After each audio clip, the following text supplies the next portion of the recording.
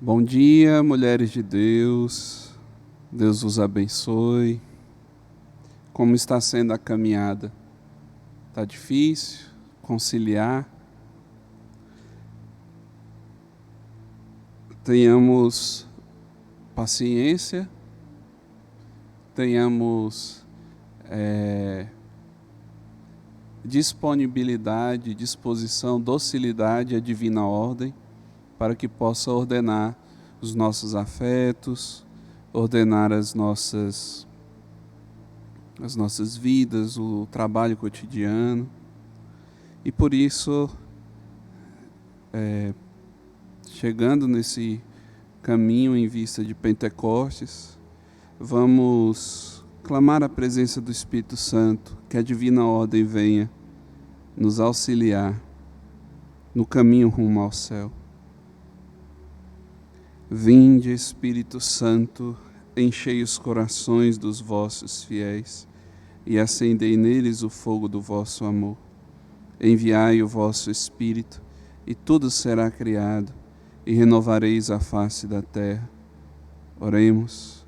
Ó Deus, que instruíste os corações dos vossos fiéis com a luz do Espírito Santo, fazei que apreciemos retamente todas as coisas, segundo o mesmo Espírito, e gozemos sempre da sua consolação.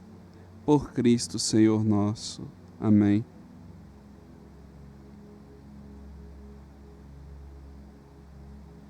Glória ao Pai, ao Filho e ao Espírito Santo, como era no princípio, agora e sempre. Amém. Nossa Senhora do Cenáculo, rogai por nós. Em nome do Pai, do Filho e do Espírito Santo. Amém. Queridas irmãs,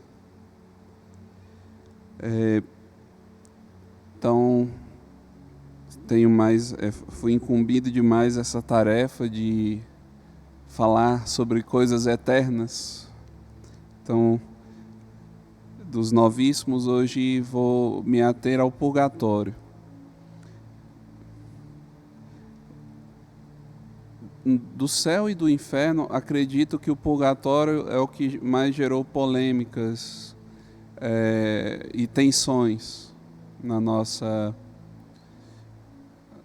igreja. Principalmente quando nós vamos tratar, quando eu falei, uma das primeiras que eu falei na segunda-feira, era que precisássemos ter humildade para entrarmos na eternidade. A humildade para não entrarmos com determinismos de tempo e espaço para falar das realidades eternas. Então, nós falamos sobre as comparações. Então, se usa da linguagem por meio de comparação para dizer de coisas que nós ainda não experimentamos, mas que temos luzes e a certeza pela Santa Igreja, pela própria boca de Jesus Cristo, dessa nossa realidade, dos novíssimos. E o purgatório, pelo fato já de se falar em um lugar de purificação, de purgação, se pressupõe imaginar tempo. Então, nós não temos uma linguagem, nós podemos pensar talvez num estágio, mas mesmo assim a palavra estágio não se aproxima. Mas vamos ficar com isso, né? E se for falar de lugar, por favor, não fiquem pensando especificamente nisso. Para nós vivermos bem essa nossa, até as leituras, como o Padre Bateman nos apresenta. Vamos lá. Primeiro eu vou iniciar com o catecismo e depois vou pegar alguns pontos do texto do Padre Bateman. A purificação final ou purgatório é o 1030 e 1032. Os que morrem na graça e na amizade de Deus, mas não estão completamente purificados, embora tenham garantida a sua salvação eterna, passam após sua morte por uma purificação, a fim de obter a santidade necessária para entrar na alegria do céu. Então, já vamos pensar um pouco, por exemplo, no dogma da Imaculada Conceição, no dogma da Virgindade de Nossa Senhora.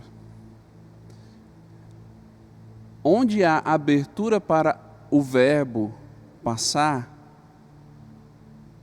tudo se torna puro, onde se há abertura.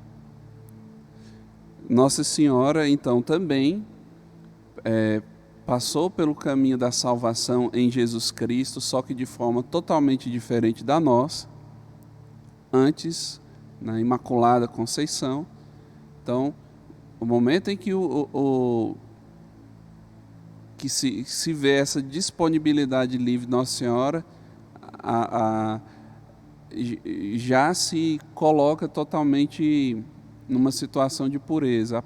Digamos, por onde as portas se abrirem para Jesus, tudo se santifica, tudo se torna puro, tudo se torna imaculado, tudo se torna virgem. Virgem no aspecto da essência. O melhor azeite qual que é? O azeite extra virgem, né? Olhando nessa perspectiva do extrato, da essência. Então, dessa mesma forma, quando nós formos olhando para Maria, Maria nos aponta muito essa caminhada rumo ao céu, aquilo que nos espera. A alegria do céu é a alegria dos purificados, a alegria dos virgens.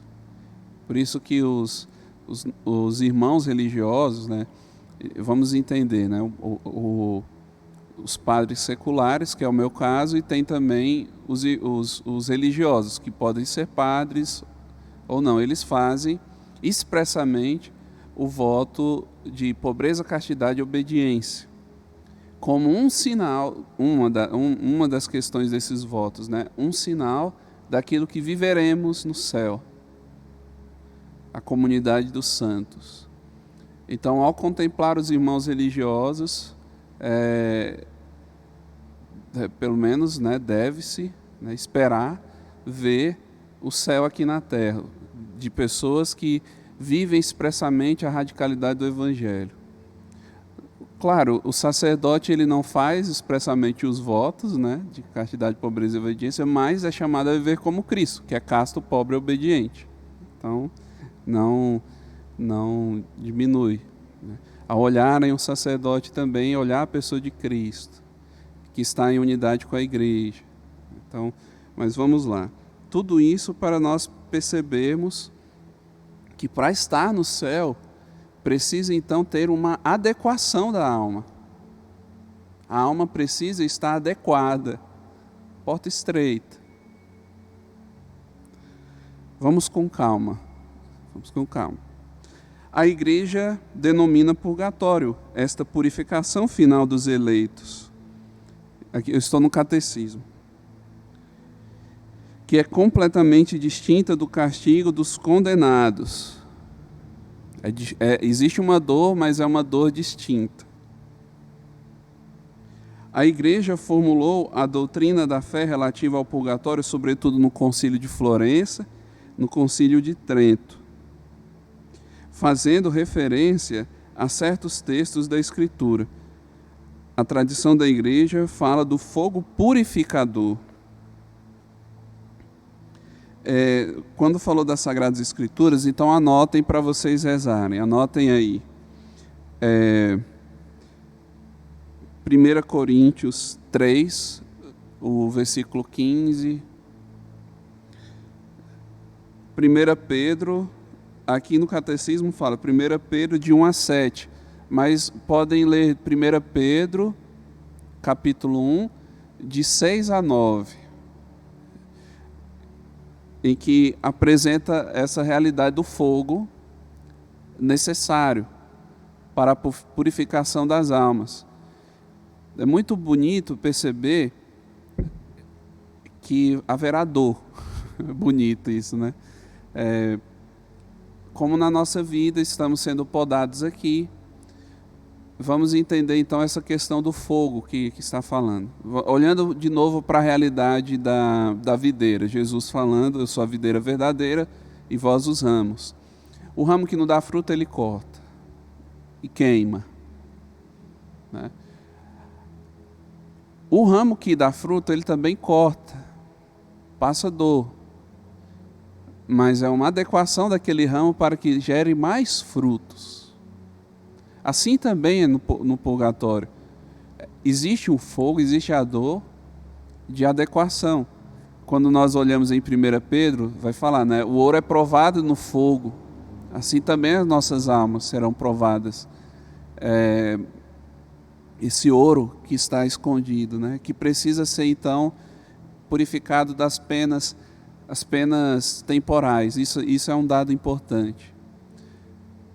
Quando entramos na eternidade, a decisão já foi feita aqui na terra, no tempo. Então, queridas irmãs, as decisões tomadas aqui é o que nós vamos levar para o nosso juízo particular. Indo para o purgatório, nós não temos como nos livrar das penas temporais. As penas eternas, por exemplo, pela confissão, o arrependimento, já é garantia, ir para o purgatório já é garantia para o céu. É garantia que você também se arrependeu, né, dos pecados, mas está com penas. Só que tem penas temporais e eternas. As penas temporais não tem como voltar. E o que precisa disso, pelo amor de Deus, para essas almas que estão lá, que estão purgando nesse fogo e que precisam se adequar para ir para o céu? Precisa da nossa ajuda aqui na terra. Estão entendendo? Vamos continuar aqui, que vou tentar explicar mais um pouco. No que concerne a certas faltas leves, deve-se crer que existe antes do juízo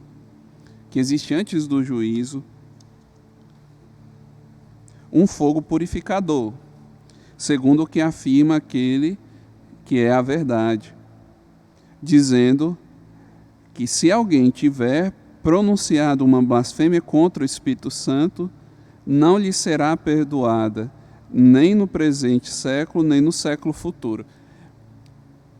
Aqui não estou o catecismo não está querendo apresentar aqui sobre a questão do pecado contra o Espírito Santo, mas esse dado importante.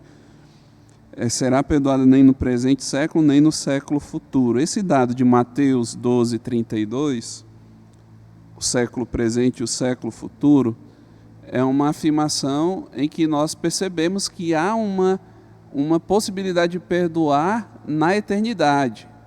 Mais uma vez, no purgatório, há uma possibilidade da ação misericordiosa de Deus atuar na eternidade. Desta afirmação, podemos deduzir que certas faltas podem ser perdoadas no século presente, ao passo que outras podem ser perdoadas no século futuro. Entenderam? Então, a igreja crê nessa possibilidade, e já nas Escrituras, porque podem ter nossos irmãos protestantes nos questionando: onde é que está na Bíblia isso? Prestem bem atenção nessa fineza de interpretação. Quando Jesus fala de séculos futuros, ele está falando da eternidade, né? E nesse aspecto, poderá haver perdão. Aqui ele fala da questão que não haverá perdão para aqueles que pecam contra o Espírito Santo. Mas aqueles outros podem, então, a gente deduz que pode se perdoar. Este ensinamento apoia-se também na prática da oração pelos defuntos. Entenda uma coisa, as almas no purgatório também rezam. Quando nós participamos da Santa Missa, nós estamos em união com as 3 igrejas. Igreja peregrina ou militante, a igreja padecente, que é os que estão no purgatório, e a igreja triunfante. Santa Missa, todas essas igrejas rezam, tá? Mas as almas do purgatório necessitam das nossas orações. Olha que beleza de comunhão que nós temos. Que lindo. Como a nossa comunhão vai além do tempo. Fé, esperança e caridade, qual que é a mais importante? A caridade. Então, a igreja, o ensinamento apoia-se também na prática da oração pelos defuntos, da qual já a Sagrada Escritura fala. Eis porque ele, Judas Macabeu, mandou oferecer este sacrifício aqui no Antigo Testamento. É um sacrifício expiatório pelos que haviam morrido, a fim de que fossem absolvidos do pecado. 2 Macabeus 12:46. Os nossos irmãos evangélicos, eles não têm o livro de Macabeus, né? Então não adianta você abre lá em Macabeus, eles não vão ter essa passagem. Desde os primeiros tempos, a igreja honrou a memória dos defuntos e ofereceu sufrágios em seu favor, em especial o sacrifício eucarístico. Olha que belo. A fim de que purificados, eles possam chegar à visão beatífica de Deus. A igreja recomenda também as esmolas, as indulgências, as obras de penitência em favor dos defuntos.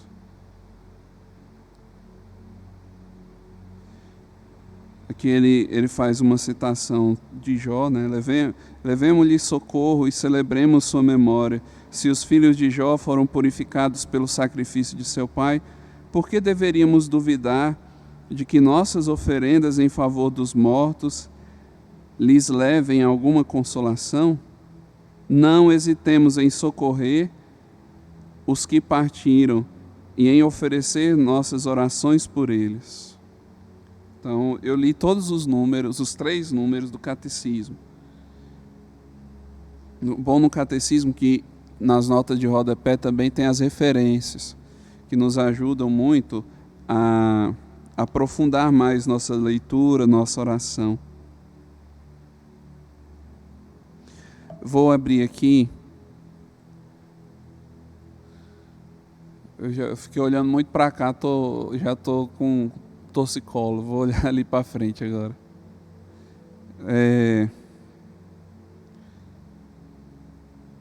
O padre Bátema,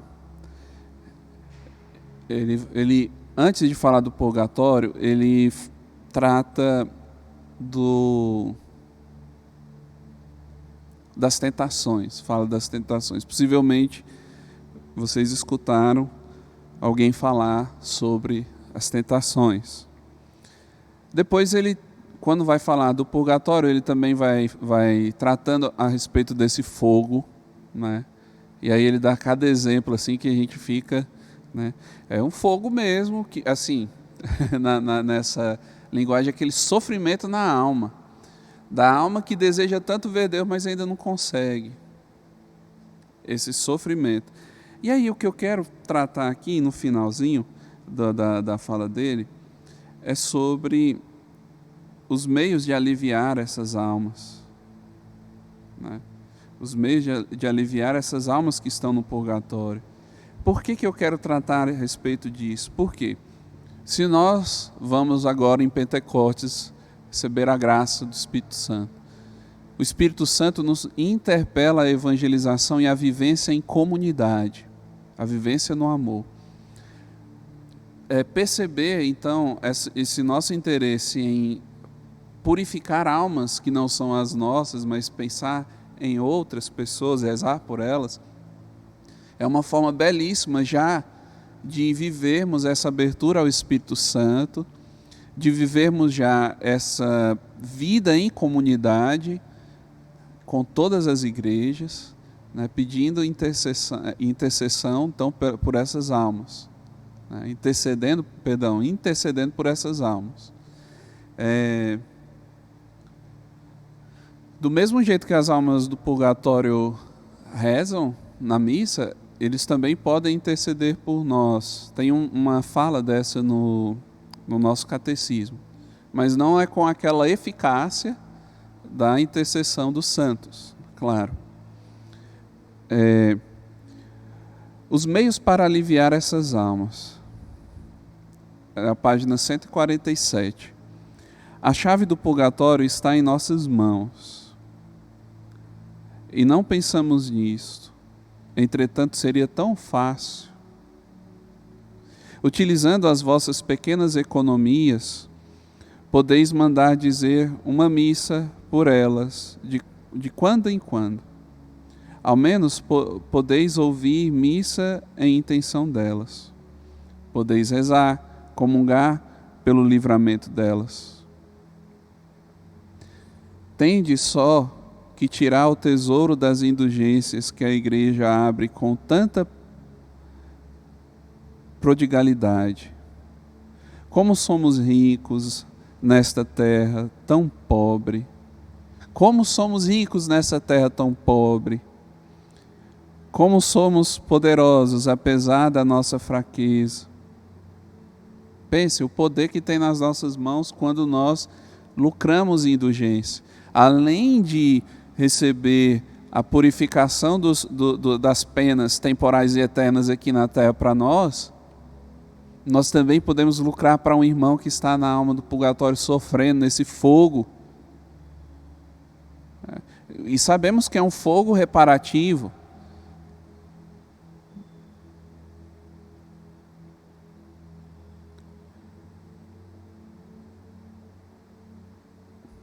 Mas como somos esquecidos e ingratos, como somos ingratos. Os paroquianos aqui de Santa Luzia, escutam eu falar muitas vezes isso. Quando nós perdemos a memória da graça recebida, nós escancaramos as portas do nosso coração para o pecado entrar. É um coração ingrato que faz a nossa vida entrar em pecados difíceis.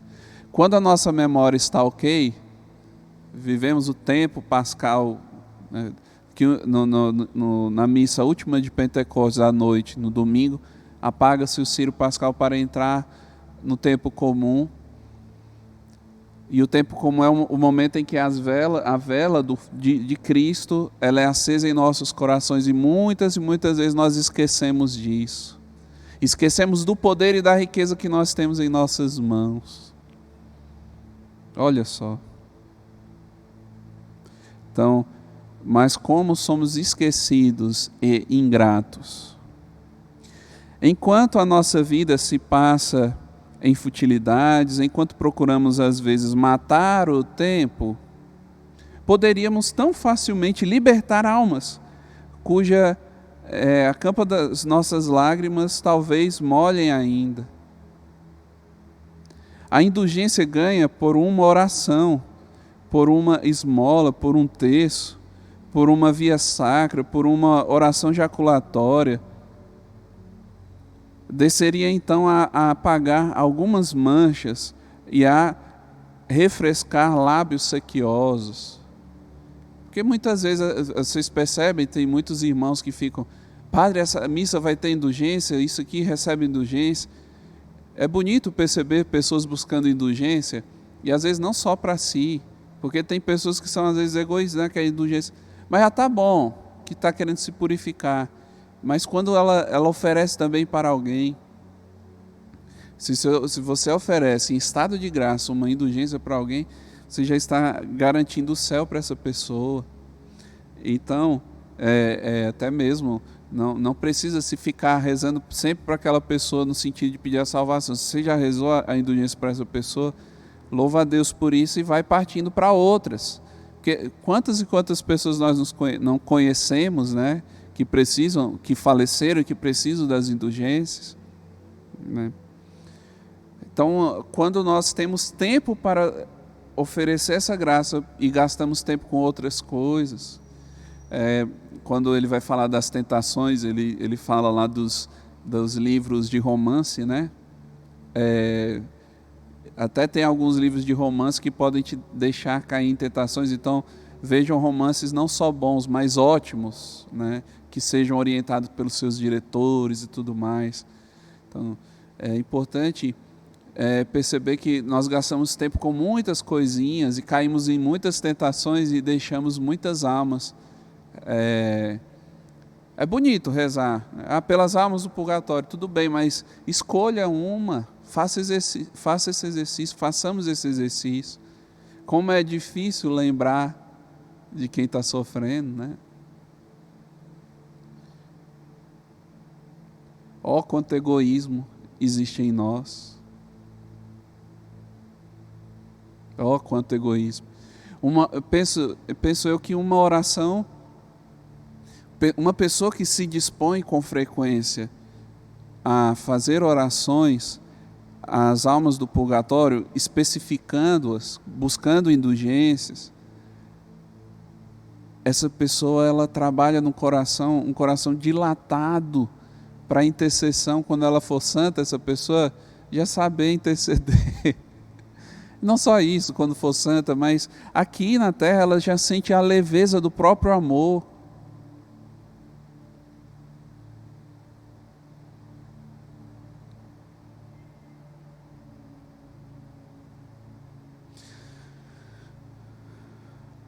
Vou ler de novo esse parágrafo. As indulgências ganham por uma oração, por uma esmola, por um terço, por uma via sacra, por uma oração jaculatória, desceria então a apagar algumas manchas e a refrescar lábios sequiosos, seja, essas almas sequiosas. Pensai, enfim, que quando morrerdes, olha que bonito isso. Pensai, enfim, que quando morrerdes sereis sufragados na medida em que houverdes sufragado os outros. Se vos esquecerdes dos vossos mortos, sereis também esquecida. Mas não vamos ficar nessa, mais uma vez, não quero que nós entremos numa doutrina de retribuição, por misericórdia, porque senão nós podemos entrar numa consciência escrupulosa, como eu havia falado. Nós devemos fazer isso por gratidão, porque a nossa essência é isso.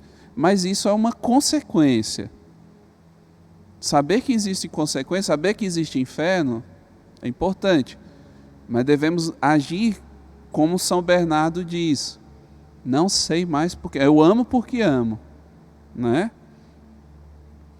Então, se os aliviardes, Deus permitirá que outros vos aliviem. Essas almas por quem houverdes rezado, não se esquecerão de vós. E quem sabe, se lhes não devereis finalmente a vossa salvação. Santo Afonso Maria de Ligório diz: uma pessoa pode estar segura da sua salvação quando se aplica a aliviar as almas do purgatório. Uma pessoa pode estar segura da sua salvação quando se aplica a aliviar as almas do purgatório, como acabei de falar. Quando estamos nesse caminho de interceder por outros, por outras almas, às vezes almas até que você não conhece, alguém pediu, por favor, oferece essa indulgência para o meu irmão. Se você já tem essa busca natural, a tua alma vai ser um exercício espiritual maravilhoso de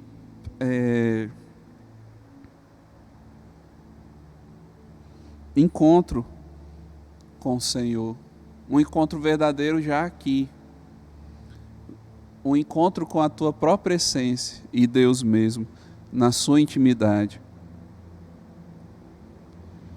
Queridas irmãs, então quero me dispersar,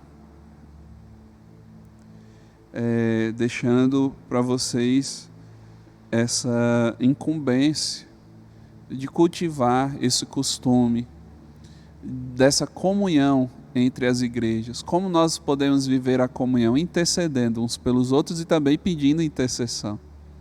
Olha que bonito. Se nós não tínhamos esse costume, vamos ter esse costume. Se caso você quiser procurar um sacerdote, pode também me procurar para partilhar a respeito dessa realidade, né, que você está fazendo ou vai começar a fazer, de rezar, de buscar lucrar indulgências. Partilhe, porque isso também ajuda muito, nos ajuda muito, que eu também possa ajudar outras pessoas com seu testemunho, e também vocês podem também me ajudar muito a perseverar. Rezemos nesse instante então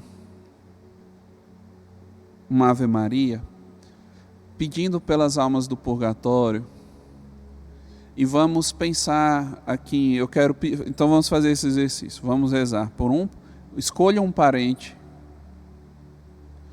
agora, escolha um padre, escolha um religioso ou uma religiosa, que já faleceu, tá? E escolha, e deixa essa quarta, que alguém vai chegar para você e vai escolher essa pessoa. Então essas três, um padre, um parente e um religioso ou uma religiosa, escolha. E depois nós vamos buscar fazer um exercício de indulgência, uma para cada uma dessas pessoas, tá bom? No fundo serão 4, entenderam?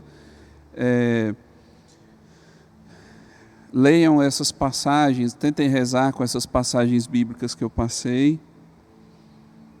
E vamos pedir a ajuda de Nossa Senhora para que nós possamos perseverar nesse exercício constante, até a eternidade, de rezarmos uns pelos outros, principalmente por aqueles que estão no fogo do purgatório. Pense nessas pessoas.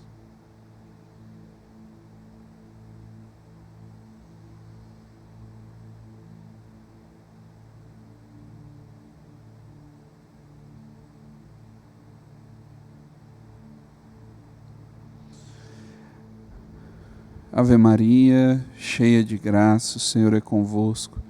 Bendita sois vós entre as mulheres, bendito é o fruto do vosso ventre, Jesus. Santa Maria, Mãe de Deus, rogai por nós, pecadores, agora e na hora de nossa morte. Amém. Salve, Rainha, Mãe de misericórdia, vida, doçura, esperança nossa, salve. A vós bradamos, degredados filhos de Eva, a vós suspiramos, gemendo e chorando neste vale de lágrimas. Eia, pois, advogada nossa, estes vossos olhos misericordiosos a nós volvei, e depois deste desterro mostrai-nos Jesus, bendito o fruto do vosso ventre. Ó clemente, ó piedosa, ó doce sempre Virgem Maria, rogai por nós, Santa Mãe de Deus, para que sejamos dignos das promessas de Cristo. Amém. Nossa Senhora, auxílio dos cristãos, rogai por nós. O Senhor esteja convosco, Ele está no meio de nós. Por intercessão de Nossa Senhora Auxiliadora, e de Santa Luzia e todos os santos, abençoe-vos Deus Todo-Poderoso, Pai, Filho e Espírito Santo. Amém. Bom retiro.